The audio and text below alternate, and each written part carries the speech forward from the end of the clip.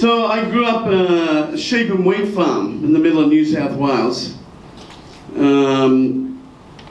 That's what I know. Now we're doing aquaponics in Almaty. We did build one actually in Almaty, but in Colorado Springs where we live, we've got a 3,000 square foot aquaponics system. Now, who knows? Who's heard of aquaponics before?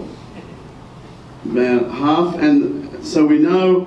Some of us know what it is. So we're going to start at the beginning. Aquaponics is, if you've heard of aquaculture, this is fish farming, raising fish. And if you heard of hydroponics, growing vegetables in water. So we put this together in one system, and we call it aquaponics. So Emerge is a YWAM team, and I tell you it's exciting now in world missions, because the mission organisations are looking at engaging with the business community in the nations, taking for-profit business.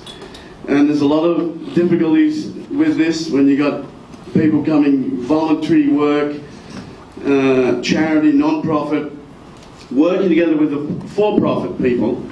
How do you marry this? So when you think about business's mission, you think about the missions community. I've been in missions for 32 years and had a great time all over the world, but the last 7 years practicing, working on building partnerships with the business guys. It is the best time of my life. Business guys say, wow, I can be involved in missions. You mean I can come and use what God's given me alongside you guys and be a part of the Great Commission? They get so excited. Because traditionally, the missions community holding out their hand, give us money, we're spiritually trained, we're at the top of God's hierarchy, you make this dirty money here, and you give it to us. And it's a lie that we've lived with. I mean, we've communicated this lie. And I need to repent from the missions community of that attitude. It's wrong. And we work with business guys who, they also repent and say, I've given my tithe, I love Jesus, and I give my tithe and finish, or I give more donations, and that's all I do. And but God's calling me to give my whole life, all my skills. So when we share this with these guys, they say, wow, I can go together with you to the field, and I can help to produce, to plant, to build some factory, and they're so excited. There's an army of people out there, ready to go. Yeah. Let's sound the horn and engage these guys together as equals. So this team in Colorado Springs, you're all invited. Second weekend of June next year, this will be our 8th annual business summit. 50% businessmen, 50% missionaries, and we get the leaders, Campus Crusade, Navigators, OM, YWAM, coming together and discussing how we can work together in the field. I mean, just YWAM, 2,000 operating locations all over the world, people ready to go on the ground, know the culture, know the language, got contacts locally, and that's worth money to the business community. So we're busy within the organisation trying to bring in this new paradigm, and they're doing it in OM, here in South Africa, Port Elizabeth. They've got a great team. They're meeting in Atlanta now while we're here, their leadership team. They build these investor circles. They got a guy on the field who is a B for T, business for transformation developer, who knows the local community, who knows what businesses are trying to get established out there. They work with their business plans. They send these plans back to the investor circles, and there's communications going on, and then they go on the field, ready to invest, look at the businesses, how they can partner with them. And that's what our team in Colorado Springs is all about. There we go. So we've already said that's growing fish and plants together in one symbiotic system. How it works. So fish are raised in a tank. Water from the tank is pumped through to the plants. And then there's a bacteria which converts the ammonia, which is the waste product from the fish. And most of it actually comes from the gills. The plants absorb this nitrates, which is the last process. So it goes from ammonia to nitrites, which is also still toxic to the fish, and then to nitrates. And then the water is filtered and returned to the fish tank, and it makes the fish happy. And it's true, you walk in, we've got a big 12,000 gallon tank, and you see the fish go up to the window and they're all, speaking to you there, and so they're happy fish. I mean, it's an emotional connection.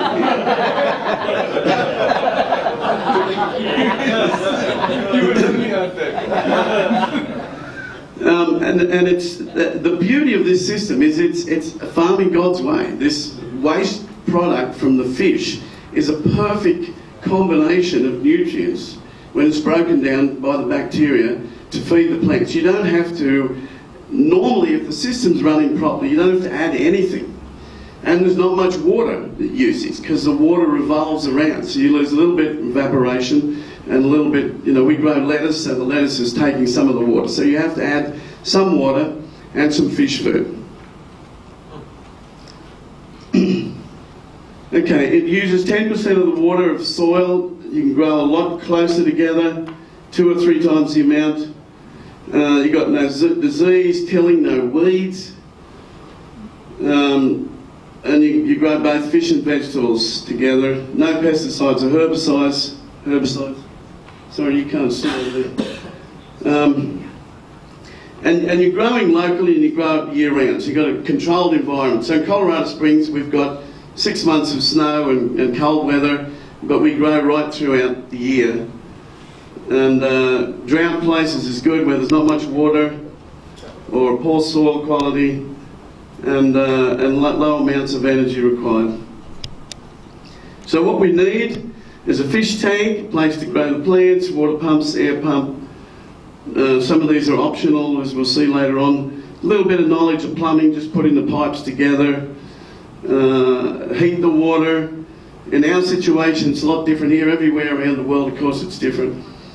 We need to monitor the temperature. So the water provides a great source of heat for the whole aquaponics system inside the greenhouse.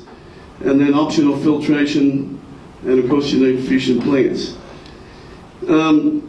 There's different designs. There's a media-based grow bed, so that's little rocks. You put the seeds of the plants in the rocks. The raft systems, it's a floating polystyrene raft that's got holes in it that floats on the water, sits on the water. And nutrient film technology, that's the pipes that have got holes in them that you just put the plants in the little hole in the pipe and the water passes through there. Vertical towers, they do that a lot with strawberries. And the trench aquaponics, which is the lowest cost and the easiest to set up. Here's a media-based system, the flood and drain. We'll talk about it a bit more later on. So you can use gravel or this lava rock or this hydroton is more expensive, but it's got a lot of holes in the rock, like lava, volcanic rock, and the bacteria and the nutrients can live inside there. So you've got a greater surface area for your nutrients. What's good about this? It's great for the media system. It's great for smaller systems, easier to find local materials, easier to build. You can grow a lot of different plants in your media system alongside each other. You can make it whatever size you want, and the cons, you can have what they call anaerobic zones. So if you don't have the flow right, sometimes there'll be a dead spot where the water is not changing, not going up and down. So you have to figure out how to drain it out of the bottom sometimes. And you've got to clean it or use worms. The raft system, that's what I was explaining before, styrofoam rafts floating on water.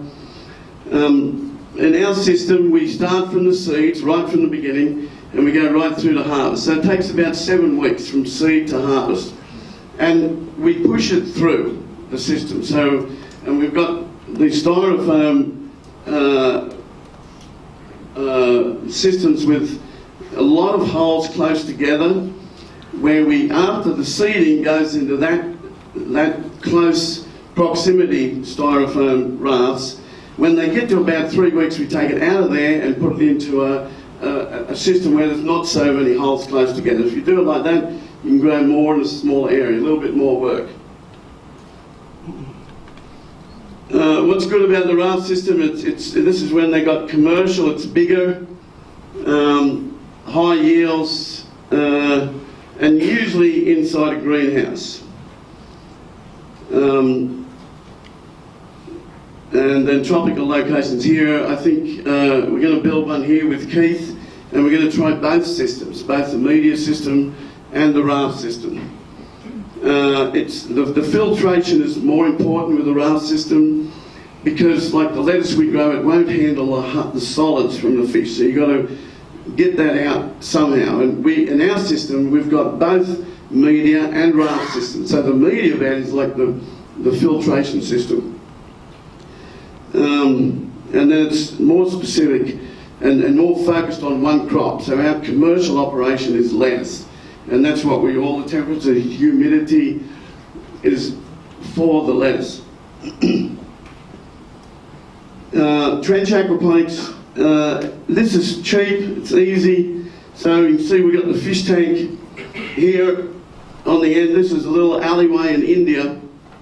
And this only costs about $300. You can even do it cheaper than that, even without a pump. I mean, you can take buckets, take the water out of the fish tank, come up the other end because it's a little bit of slope and it gravity feeds back into the fish tank.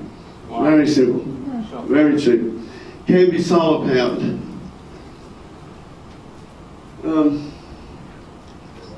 Okay, the fish, there's a whole lot of different fish. The best is tilapia.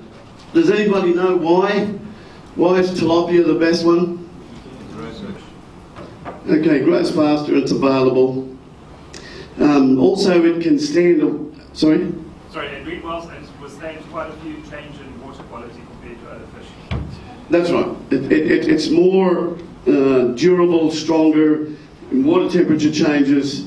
Even better than that is the goldfish. We had goldfish in the beginning because they're cheap and they've got an even better ability to survive. It froze in Colorado on the top of the tank like there was ice, and the goldfish was still alive underneath. So tilapia's like them. They're very durable, strong, pH level changes, temperature changes, even oxygen changes. We pump oxygen into the fish tank, which you don't have to do, but that helps. You can have a greater density of fish if you pump the oxygen in there. And they survive and they taste good. And they say that it's St. Peter's fish from Galilee. I mean, there's a history there from the Nile, and so they're a great choice. In Australia, it's illegal to grow tilapia, so we've got to do something else there. Commonly used warm water, so they're more of a hot water. So we've actually got tilapia. We're going to change to another fish because it's colder in Colorado. But here, I think tilapia is your best. So take the pH shifts. Omnivorous, so most fish eat other fish, but they, tilapia and a few others, eat plants as well as the fish. So you don't need to feed them fish. It's cheaper to feed. And they grow, like you said, they grow quick. And there's a ratio of food input to output for different animals, and fish is way there on top. So you think of a fish swimming in water, it doesn't have to hold up its body, so it uses less energy to survive. Whereas a cow has got these little legs and 2,000 pounds and, is using up a lot of energy. So the ratio of feed input to weight growth is a lot more.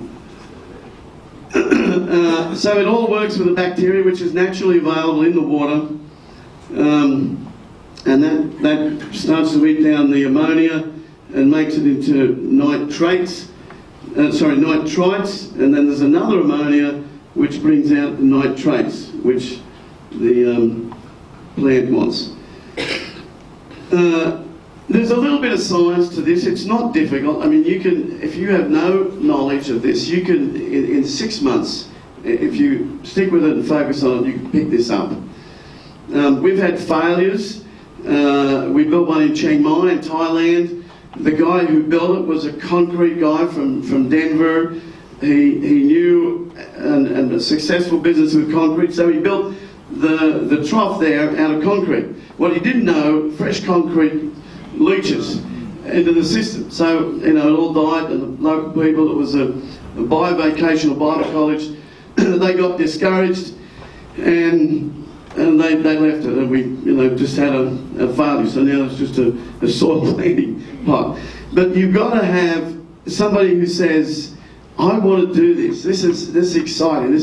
And they see the vision, how God made these two to work together, the fish and the plants, and love it and want to do it. And I mean, it's great for old people's homes, for an orphanage, for people to touch and to feel and be part of growing. It's therapeutical.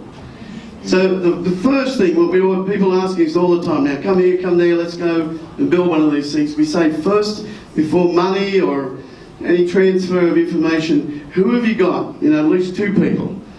Who have you got that really wants to do that? That's why we're so excited here with Keith. He's farming. A lot of you guys are already in farming. You want to do this, and that's the beginning of this. So you've got to do a PhD test. It's not difficult, takes a bit of time, once a week. In the beginning, maybe more often when you get started. And there's all sorts of charts and information you can get to help you with this.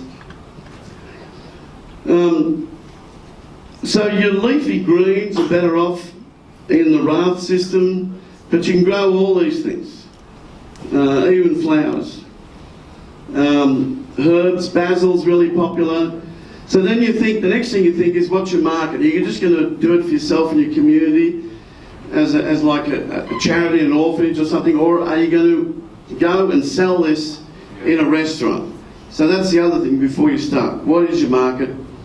How much are they going to pay? Who's going to pay? What do they need? What do they require? And the microgreens, the herbs, are often very popular with the restaurants and easy, and they're local and you can bring them straight to them.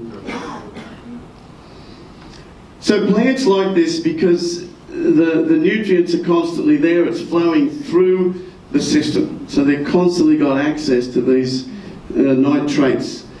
Warm water, you don't have to search for the water or the food, it's right there. The plants, you don't have to go down with their roots miles and miles. Where's the water?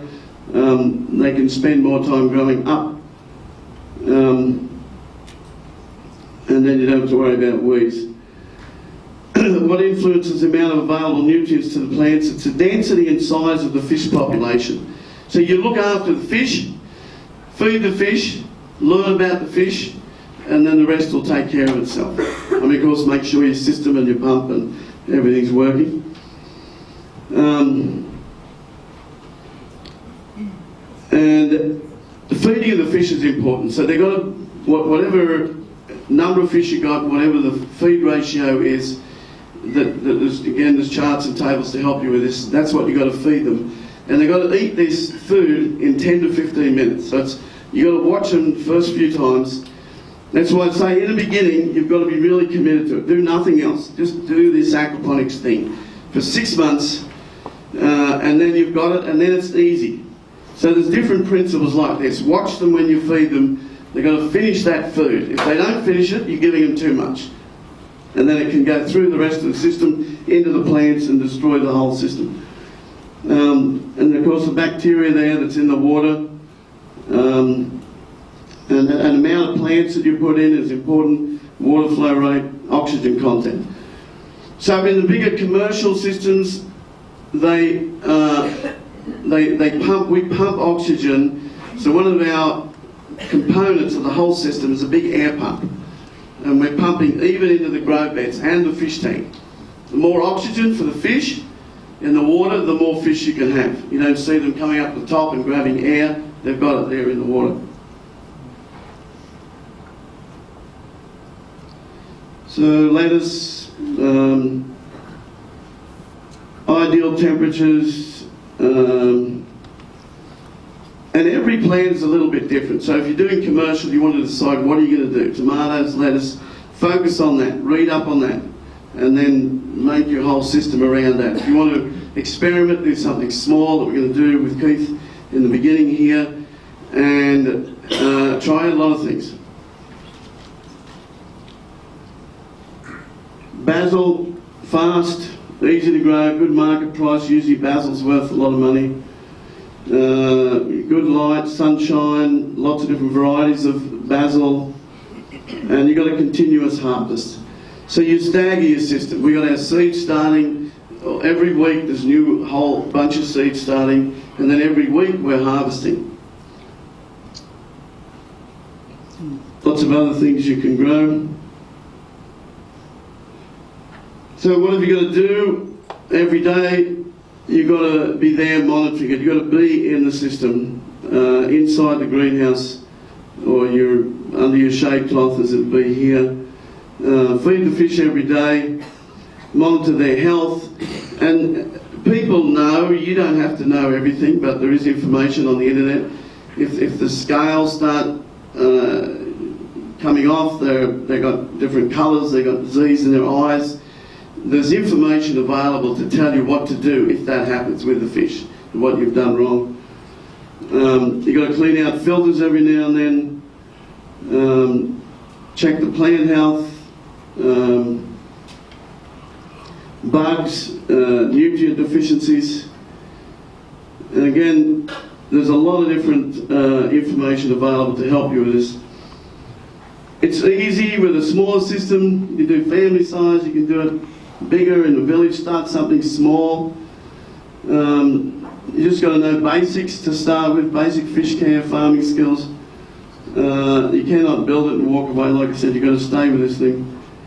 And you've got to have a commitment to it, some sort of knowledge base, and know how to solve problems. So when you do your pH testing, you've got to stay, sorry I cut the bottom of that off, but it goes from 7 is in the middle here, and that's where you've got to try and keep it in the middle, halfway between acidity and alkalinity. Again, look at these diagrams that are available on the internet.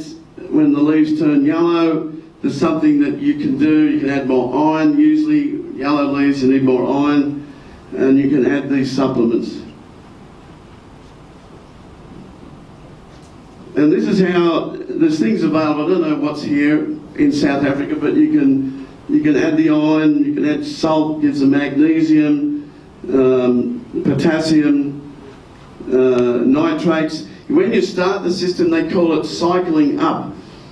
So you put in, usually start with little fish, so there's not going to be much ammonium. So you might have to supplement in the beginning, or just start with less plants. So you've got to try and keep these things in balance.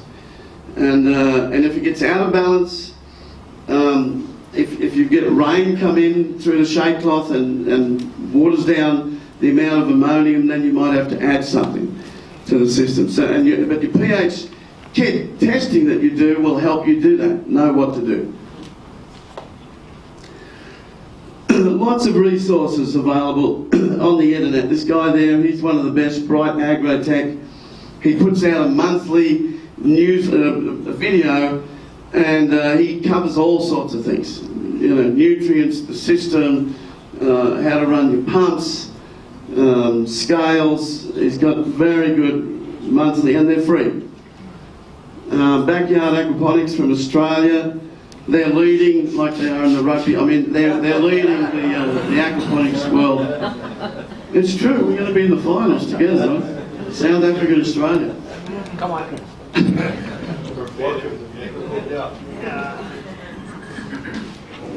But what I'm going to talk today about is probably a word that many of you won't have heard about before, something called aquaponics, and also closed-loop systems.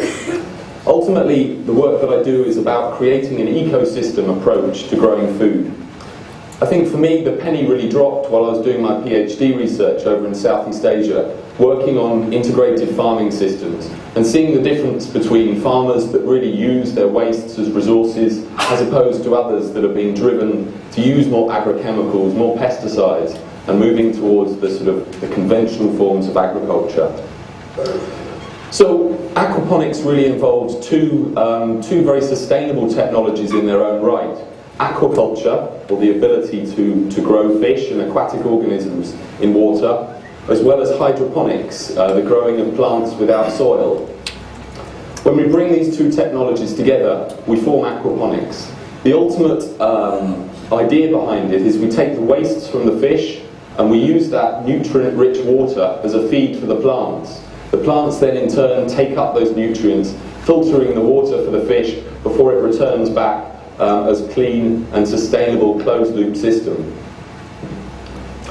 Ultimately, it's about recycling wastes into resources. It's about creating ecosystems in areas where they otherwise wouldn't exist. It's about combining complementary technologies together to try and close the loop on food production. About promoting biodiversity, and ultimately about producing food. And it's producing food that I'm going to talk a little bit more about now, particularly pertinent in the lead up to lunch.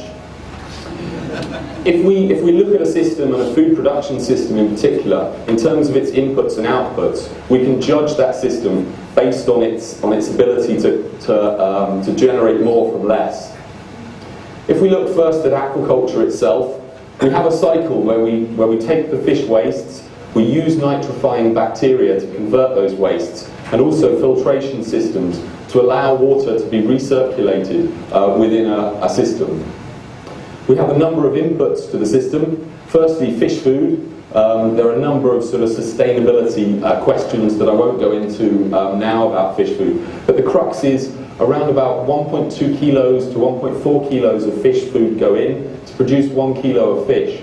They are the most efficient converters of protein in terms of farming livestock. We also have energy required to run water pumps and aeration to create an environment in which these animals can thrive and grow. And water. Recirculating aquaculture is actually very water efficient. It's defined by using only 10% of water every day. However, this 10% is need to be replaced and topped up from time to time. If we then look at our outputs, we produce fish, obviously, vital for a balanced and healthy diet. And then if we go into the technology that I've devoted my life towards developing, short life so far anyway, aquaponics ultimately involves still using these nitrifying bacteria, converting toxic ammonia into nitrite and nitrates. The nitrate is then the nutrient that can be taken up by plants, especially leafy green crops. The result is we have another output from the system using the same amount of food and energy going in, but we also decrease the amount of water used within the system. So I guess by integrating other technologies as well into the system, which is a big part of our work, we can reduce the inputs that go in to produce these crops. I should also say, within an aquaponic system, it's possible to grow 30 to 50 kilos of vegetables for every kilo of fish that you produce. Where they've got an aquaponic system, they've got a chicken house, they've got solar lights, the whole thing, people are going in buying, and the kids are coming in and getting an education. So it's opened up to the schools. So a lot of organisations now in the US are doing this, educating the kids in the schools, trying to bring a revolution in the food industry. And that's what it is, locally grown food that's, within a few hours is from the aquaponic system onto the plate. And it can be done anywhere. In Egypt, they're talking about putting it on rooftops. In Switzerland, there's a whole new mall that they're building. On the top of the mall is a huge aquaponic system, and they go up there, they harvest, they come down into the mall, and they're eating the food. So very productive, and it's God's system. You got the thing running, you don't have to add anything. Just a little bit of water every little while because of the evaporation, and away you go. Thank you.